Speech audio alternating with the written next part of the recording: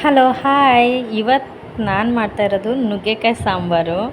ನುಗ್ಗೆಕಾಯಿ ಸಾಂಬಾರಿಗೆ ಫಸ್ಟು ಬೇಳೆ ಮತ್ತು ದಪ್ಪಮೆಣ್ಸಿನ್ಕಾಯಿ, ಟೊಮೊಟೊ, ಬೆಳ್ಳುಳ್ಳಿ ಹಾಕಿ ಕೂಗಿಸ್ಕೊಂಡಿದ್ದೀನಿ. ಈರುಳ್ಳಿ ಇದಿಷ್ಟು ಹಾಕಿ ಚೆನ್ನಾಗಿ ಕೂಗಿಸ್ಕೊಂಡು ಒಂದು 3 ವಿಷಲ್ ಕೂಗಿಸ್ಕೊಂಡಿದ್ದೀನಿ. ಮತ್ತು ನುಗ್ಗೆಕಾಯಿ ಎಡ್ದಿಟ್ಕೊಂಡಿದ್ದೀನಿ. ನುಗ್ಗೆಕಾಯಿ ಮತ್ತು ಆಲೂಗೆಡ್ಡೆ ಒಂದೇ ಒಂದು ಹಾಕಿದ್ದೀನಿ.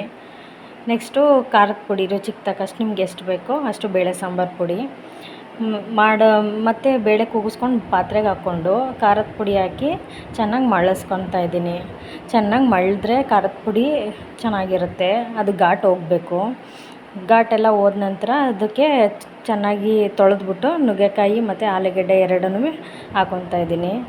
ಎರಡನ್ನೂ ಹಾಕ್ಕೊಂಡಾದ್ಮೇಲೆ ಕಾಯಿ ಮತ್ತು ಟೊಮೊಟೊ ನಮ್ಗೆ ಎಷ್ಟು ಬೇಕು ಸ್ವಲ್ಪ ಕಾಯಿ ಹಾಕಿದ್ರೆ ಸಾಕು. ಒಂದೇ ಒಂದು ಟೊಮೊಟೊ, ಕಾಯಿ ಮತ್ತು ಟೊಮೊಟೊ ಎರಡನ್ನೂ ಆಡಿಸ್ಕೊಂಡು ನುಗ್ಗೆಕಾಯಿ ಬೇಳೆ ಎಲ್ಲ ಮಳ್ತಾ ಇರುತ್ತಲ್ಲ ಅದಕ್ಕೆ ಆಡಿಸ್ಕೊಂಡು ಹಾಕ್ಕೊತಾ ಇದ್ದೀನಿ. ಅದಕ್ಕೆ ಸ್ವಲ್ಪ ನೀರು ಮಿಕ್ಸ್ ಮಾಡಿಕೊಂಡು ನಮ್ಗೆ ನೀರು ನೋಡಿಕೊಂಡು ಎಷ್ಟು ಗಟ್ಟಿಗೆ ಬೇಕು ಸಾರು ಅಷ್ಟು ಗಟ್ಟಿಗೆ ಮಾಡ್ಕೊಬೋದು. ಹಾಕ್ಕೊಂಡು ತಿರುದ್ರೆ ಮತ್ತು ಮಳ್ಳಿಸ್ಬಿಟ್ಟು ಒಂದು ಮಳ್ಳಿದ್ಮೇಲೆ ಉಪ್ಪು ಹಾಕ್ಬಿಟ್ಟು ಚೆನ್ನಾಗಿ ಕುದಿ ಬಂದಮೇಲೆ ಒಂದು ಸ್ವಲ್ಪ ಹುಣಸೆ ಹುಳಿ ರಸ ಬಿಟ್ಟರೆ ಚೆನ್ನಾಗಿರುತ್ತೆ. ಹುಣಸೆ ಹುಳಿ ಬಿಟ್ಟ ತಕ್ಷಣ ಒಗ್ಗರಣೆ ಮಾಡಿಬಿಡೋಣ. ಹಿಂದೆಯೇ ಒಗ್ಗರಣೆಗೆ ಮಾಮೂಲಿ ಕರಿಬೇವು ಸೊಪ್ಪು, ಒಣಮೆಣ್ಸಿನ್ಕಾಯಿ, ಬೆಳ್ಳುಳ್ಳಿ, ಸಾಸಿವೆ ಒಂದು ಒಗ್ಗರಣೆ ಕೊಟ್ಬಿಟ್ರೆ ನೋಡಪ್ಪ ಸಾಂಬಾರು ಸೂಪರಾಗಿರುತ್ತೆ.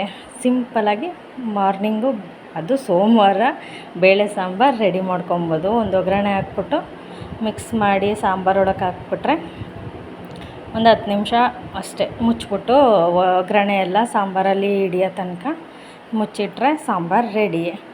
ನನಗೆ ಹಂಗೆ ಲೈಟಾಗಿ ಬಜ್ಜಿ ಮಾಡಿ ತಿನ್ಬೇಕು ಅನ್ನಿಸ್ತಿತ್ತು. ಅದಕ್ಕೆ ಒಂದು 4 ಮೆಣಸಿನ್ಕಾಯಿ, ಕಡಲೆ ಹಸಿಟ್ಟು ಹಾಕಿ ಕಲಿಸ್ಕೊಂಡು ಒಂದು 4 ಬಜ್ಜಿ ಮಾಡ್ಕೊಂಡು ಸೋಮವಾರದ ಊಟ ರೆಡಿ ಮಾಡ್ಕೊಂಡಿದ್ದೀನಿ.